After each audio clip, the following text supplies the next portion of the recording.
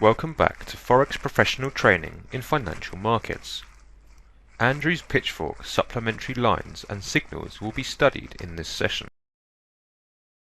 First type, additional line.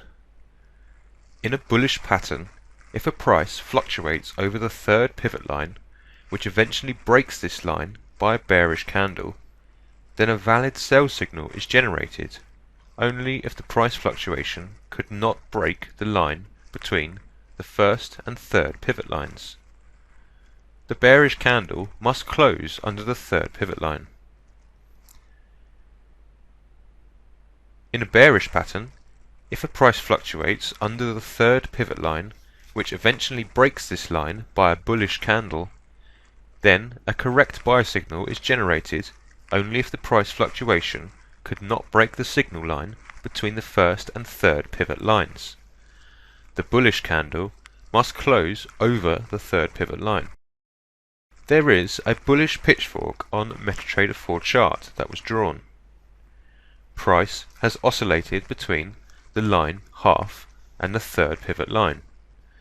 Then it broke the third pivot line and proceeded towards the bottom. Second type, supplementary signal. In a bullish pattern, after a price touched the first pivot line and proceeds towards the bottom, if a gap appears in a market price and the trend continues its downward movement, then a sell signal is generated and a trader can place a sell order with TP price on the third pivot line and SL price on the first pivot line. In a bearish pattern, after a price passes the first pivot line and proceeds towards the top, if a gap appears in a market price and the trend continues its upward movement, then a buy signal is generated and a trader can place a buy order with TP price on the third pivot line and SL price on the first pivot line. Third type, supplementary signal. In a bullish pattern, after a price rises towards the first pivot line, if it does not reach this line and only the high of a candle goes near or touches it and returns to a lower price, then a trader can place a sell order below this candle. Such candles, like a shooting star, shows a tendency of market trend towards the bottom. TP price is on the third pivot line, while SL price is on the first pivot line.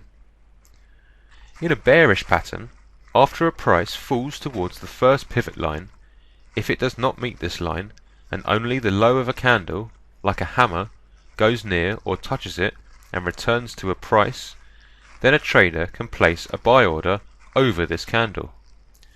Such candles shows a reversal point in a market price. TP price is on the third pivot line, while SL is on the first pivot line. On an oil chart in a weekly time frame, there is a downward Andrews pattern. High price of a candlestick went near the first pivot line, followed by a powerful bullish candle. Price increased and passed the third pivot line. Thus, a trader could place a buy order over the certain candle.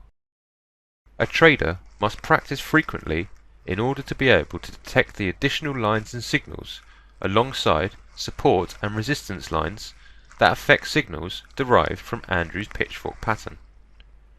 Andrew's pitchfork patterns frequently forms alongside double top and double bottom patterns.